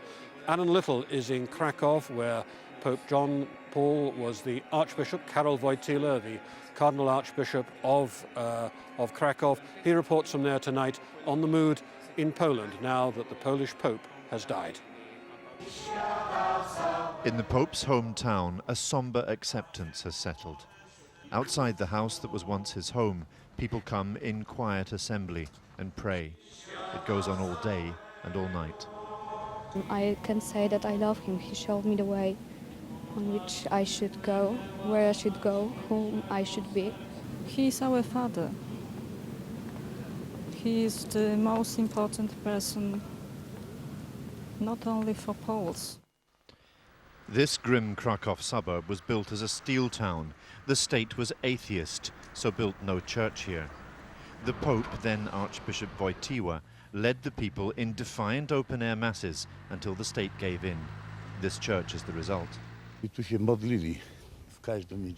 We used to pray here every Sunday in mud and rain because we didn't have permission to build a church.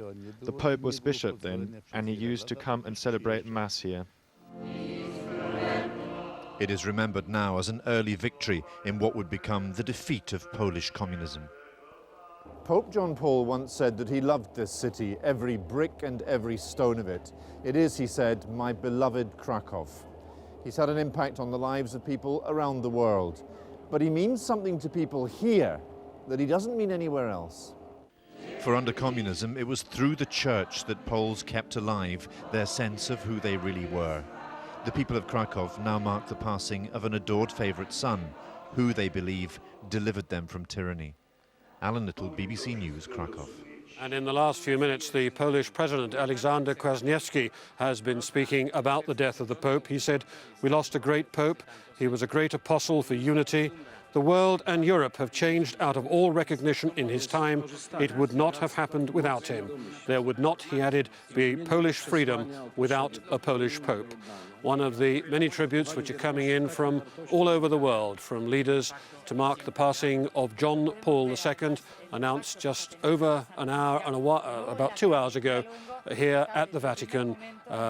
He died after an illness in which he deteriorated rapidly today and died in his apartments up behind me in the Vatican this evening. The lights are still on there as the preparations are made for his funeral, which we are now told will be on Wednesday. With that, back to you in the studio. Brian Hanrahan in Vatican City there. Thank you, Brian. Well, let's return now to those pictures in St. Peter's Square, where tens of thousands have packed into the square as the news spread of the death of Pope John Paul II at the age of 84. And tonight we hear from the Vatican that he is to be buried on Wednesday. Well, tens of thousands now gathering there, looking up to the Pope's third-floor apartment overlooking that square. There are the windows, the lights on. That is where the Pope spent his last days. His condition had deteriorated dramatically since Thursday following his illness. And tonight we learned that the Pope had died at the end of a 26-year papacy. All of those in St. Peter's Square with their own thoughts, their own prayers, their own memories of the Pope. The former BBC religious correspondent Alex Kirby has joined us. What's your abiding memory of Pope John Paul II? He visited Cuba in 1998 and I was there. And I was in an upcountry town where he was going to say Mass with some colleagues and we were looking for him. And we stopped and asked a policeman, said, "Well, do you know where the Pope is?" He replied in Spanish, "El Campanero Papa, Comrade Pope. You'll see him coming along that road there." I'm not sure the Pope himself would have taken too strongly to being called Comrade Pope, but he did get very much alongside all the Cubans from Fidel Castro onwards. He had a magnetic effect on them. That will always stay with me. Yes, he had a magnetic effect. It appears on everybody he met and millions that he didn't. Just coming up to date now and to the immediate future, we know the funeral is on Wednesday. It will presumably be a huge affair. I think it will, yes. It's bound to be, yes. After 26 years, it couldn't be anything else. Then after that, how quickly after that do thoughts turn to Pope John Paul's successor? Well, I think thoughts have already turned and have been turning for some time, but they'll start turning in a more formal direction, more formal way. After 9 days of mourning, which has to happen, 9 days of mourning in the Vatican, sometime in 2 to 3 weeks, between 15 and 20 days from today, there will be a conclave. That's a solemn assembly of all the cardinals under 80. There are 117 of them. All of them are eligible to become Pope. In fact, any Catholic male is eligible to become Pope, but most are ruled out. It's almost certainly going to be one of the cardinals. They will go into this conclave under tight security. It's in the Sistine Chapel, which will be swept by security men to make sure there are no bugs in there, no ways of communicating. And they'll be in there. I mean, they'll be put up in a luxury hotel within the Vatican, but they'll be in there really until they've reached the conclusion, until they've voted someone in, one of their number, to be the next Pope. And how often do they vote? How many times a day do they vote while they try to come up with an agreed candidate? On the first day, they can have one vote in the afternoon, but normally after that they have 2 votes in the morning, 2 in the afternoon. After each pair of votes, all the ballot papers are gathered up and they're burnt.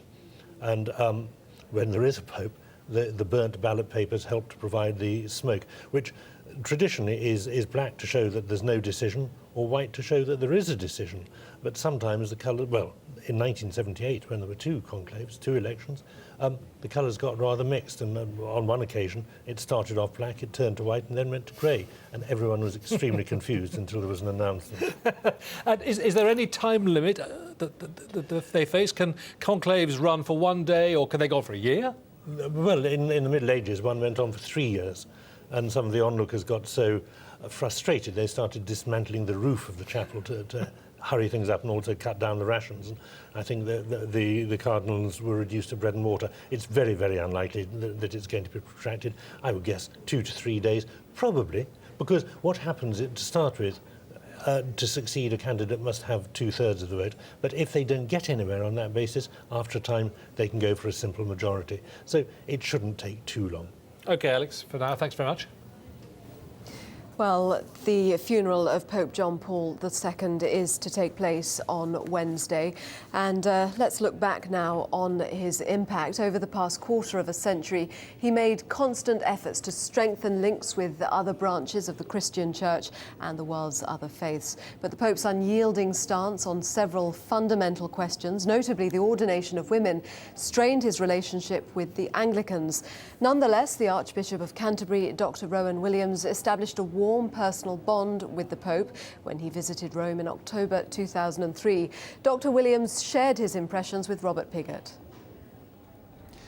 A man of immense solidity. I think solidity is the word I'd use more than anything. A depth of experience, a depth of spirituality, and a strength that had been moulded through some of the most grave experiences, the most testing experiences of the 20th century. And I felt, when I met him, that here was a man who had, in a very particular sense, lived through the 20th century, as few people have. Someone who had suffered both under Nazism and under communism. Someone who had lived through and indeed contributed vastly to the fall of tyranny in Eastern Europe. Someone in whom the whole history of the age was imprinted. Hence the strength, I think, all of that absorbed into prayer. You've talked about the way in which he contributed to the fall of communism. What to you were his greatest achievements? It's early days to measure what the long-term achievements will look like, but I think that his achievement will probably be seen less in terms of any kind of structural reform in the Church, which was not his priority in the way that some people see it, but in terms of constantly drawing the Church back to its centre, to the priority of contemplation, of holiness, and drawing strength from those deep wells. His death now will be felt very, very keenly by the Church, not just because of the length of his papacy. His death will be felt, I think, not only by Roman Catholics, but by all Christians. I think everyone has felt, whatever their degree of agreement or disagreement with him on specific matters, that here was a spokesman for the central truths of Christianity, a spokesman for Jesus Christ, who stood alone. And no, it's not just the length of his papacy that's important here. It's the quality of the man, and even those who have disagreed with him in his own church most profoundly have, I think, always recognized that here is someone who will undoubtedly be seen as one of the greatest Christians of the century. Of course, there hasn't always been complete agreement with the Anglican Church, but he did welcome you extremely warmly when you went to the Vatican and gave you, I think, that pectoral cross. I believe that when he first became Pope, the Anglican Church was an abstract idea to him. When he met Anglicans throughout the time of his papacy, he was always receptive, understanding, eager to teach and to learn. He was very forthright in his criticisms of some things which the Anglican Church did, and that is, I think, no less than we should expect from a faithful and prayerful friend. Looking back, what one or two memories do you have of the Pope that particularly stand out? Like a lot of people, I think I shall remember the visit he paid to the man who tried to kill him. He went to prison to meet the man who had attempted to kill him, to offer him his forgiveness and to offer him reconciliation. And I think that was an absolutely simple gospel gesture which ought to be somewhere near the very peak of the profile of his papacy. More personally, I think I can remember the intensity and steadiness of his gaze when we met. He was already quite ill, Couldn't say a great deal, but I remember the minutes we spent together. He simply held my hand and looked at me, and the sense of a look that was judging and merciful and God-centered is one that will stay with me. Archbishop of Canterbury, Dr. Rowan Williams. Well, let's speak now to Christopher Morgan, religious affairs correspondent for the Sunday Times. We were hearing there from the Archbishop of Canterbury about the Pope's extraordinary ability to reach across the boundaries. How would you assess his legacy? Well, I think he transformed the papacy. I think we saw an institution, a role which had been confined to the walls of the Vatican, suddenly made and transformed into an institution of global stature. He strode the world like a colossus, and he was in demand throughout the world. Countries wanted him to come and visit them, and heads of state and leaders of countries went seeking meetings with him, even when they knew they would be rebuked. Our own Prime Minister went knowing that he would be in disagreement with him over the invasion of Iraq, and also President Bush confronted him in Rome with the prospect of being told off by him. He is the only world leader to have been consistently against war through the whole tenure of his office. How will you remember him? He came into office at the age of 58, a very vigorous 58-year-old man. He passed away a very old, vulnerable man. Yes, but there was the one wonderful thread throughout his papacy is a respect for the dignity of human life, treating every human being as of inestimable value. And we learned that he had given a letter to his secretary to tell people not to weep. He said, "I am happy, and you should be happy too. Do not weep. Let us pray together with joy." And he was conscious of the young people out in the square, and writing about them said, "I have looked for you. Now that you have come to me, I thank you." And so there's a great sense, if you know St. Peter's Square, you'll know that the papal apartments are very close to the square, very close to the people. You can actually see a human face at the window. It's not a distant being, it's real and close. And I think throughout his ministry, he's connected with people. He's managed to connect Christianity to modern culture, which many bishops, many church leaders say they want to do in their ministry, but he actually achieved that. Christopher Morgan, thank you. Well, let's take viewers now live to those pictures coming to us from St. Peter's Square, and you can see tens of thousands of people now gathered in the square contemplating the Pope, the death of the Pope this evening at the age of 84 after a 26-year papacy. Let's join Brian Hanrahan in Rome. This is a BBC News special. I'm Brian Hanrahan in Rome. Pope John Paul II has died. This is the scene of mourning in St. Peter's Square. This is how the announcement of his death was made. Dear brothers and sisters, at 21:37, our much beloved Holy Father John Paul II returned to the home of his father, and we pray for him. The pontiff has been ill for some time, first with Parkinson's disease, but in recent weeks he began suffering breathing difficulties. Across Rome, bells have been tolling to signal the Pope's death, and Italy has declared 3 days of national mourning.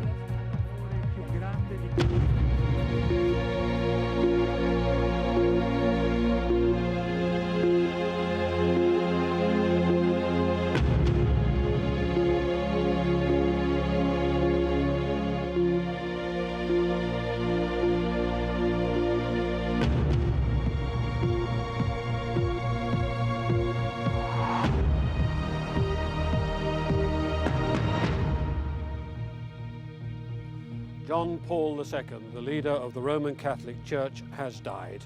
He passed away about 2.5 hours ago. The announcement was made here in Rome to the faithful assembled in St. Peter's Square. He came after a day in which he suffered a catastrophic decline in his health. He's had heart and kidney failure, and then late this morning went into a high fever. His officials said he was drifting in and out of consciousness, but they said he was serene and at times conscious. It was a remarkably open death with many details about the condition of the Pope and the way his final hours were passed, being passed on by cardinals who visited him in his apartment. Gavin Hewitt has been following the details here in Rome. It had been a long day of vigils in St. Peter's Square. Then this evening the announcement came that Rome had long expected.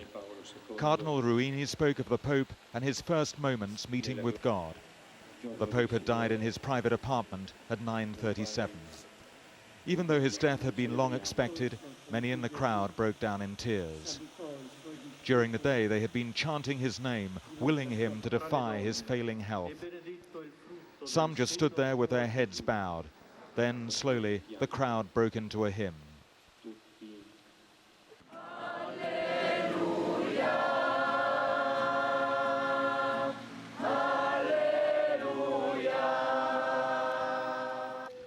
One man kissed a picture of the Pope he was holding. There was real affection here for a man who had traveled more than any other Pope and had fought illness for so long. Many said that this man of strong, unbending faith had been an inspiration to them. He was instrumental in my deciding to become a priest and has been an inspiration for me throughout my priesthood. His courage, his tenacity, his evangelical nature that continued to inspire me and continues to inspire the world. So many mixed emotions, so sad, so somber, but so happy he's called home. It sounds like he was ready. Sure, I know. A couple weeks ago he said he had abandoned himself to God's will, and for someone to have that strength and that courage, and that he was at peace with his situation right now. So I think that's how we all can feel. Exactly, and it sounds like he was still coherent and lucid, up to the final moments of his life, and that's to be able to, pass on with such dignity. That's how he lived his whole life. It was immediately apparent that there will be a huge outpouring of grief for the man who led the Catholic Church for 26 years. As soon as the Pope's death was announced, people began streaming here to St. Peter's Square, and they're still arriving now. Many of them were in tears, but many of them also spoke warmly about the Pope's struggle over the last few days, saying they were among the most impressive days of his papacy, living out his message that there can be serenity even in the heart of suffering. Gavin Hewitt, BBC News, at the Vatican. The feelings about the Pope's death spread far wider than St. Peter's Square, far wider than Italy. Perhaps most strongly they will be felt in Poland, where the Pope himself came from which he was elected to the papacy when he was Archbishop of Krakow. Tristana Moore is there this evening. Tristana, a great sadness, I assume, in Poland. Yes, a very subdued mood here in Krakow tonight. And hundreds and thousands of people are out on the streets here outside the Archbishop's residence, which was where the Pope used to live. And also when he was here on previous visits to Krakow, he used to address the crowd from the windows there.